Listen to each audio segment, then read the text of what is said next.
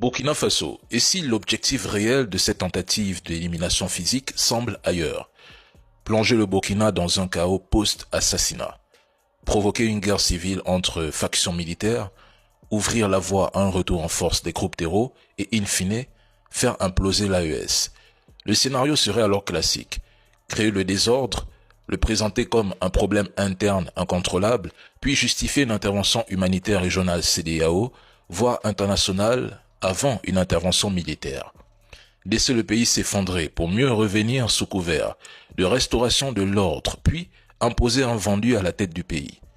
Ce n'est pas anodin si la tentative d'élimination du capitaine Ibrahim Traoré survient précisément au moment où il annonce 2026 comme l'année des grands chantiers, le renforcement de l'AES et l'intensification des livraisons d'armes. Coïncidence? Ou signe que le temps presse pour ceux qui veulent briser la dynamique de la révolution de l'AES. Je le dis parce que une AES renforcée, se rapprochant de la Chine et de la Russie, menace directement les intérêts américains et français au Sahel et au-delà.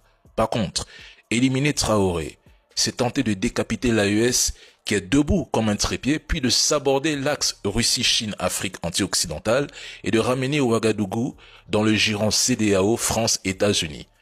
Je pense que Damiba dans ce schéma n'est qu'un pion. Politiquement, il est déjà mort. Il y a d'autres têtes importantes derrière ce projet. Il faut les trouver. Je mets une hypothèse.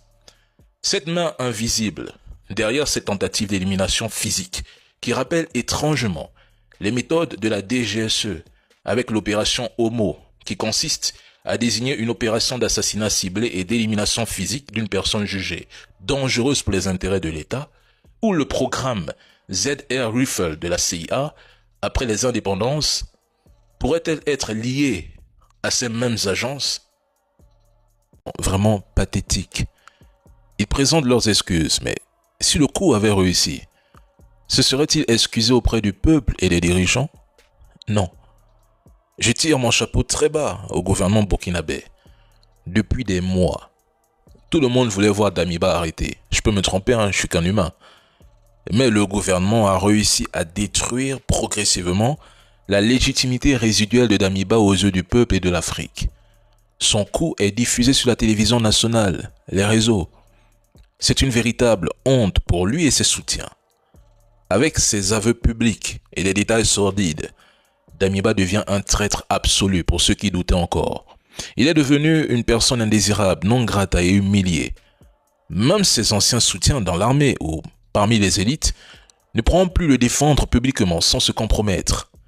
S'il avait été arrêté et jugé il y a 1 an, je pense qu'il serait devenu un martyr pour une petite frange anti-Traoré pro-français.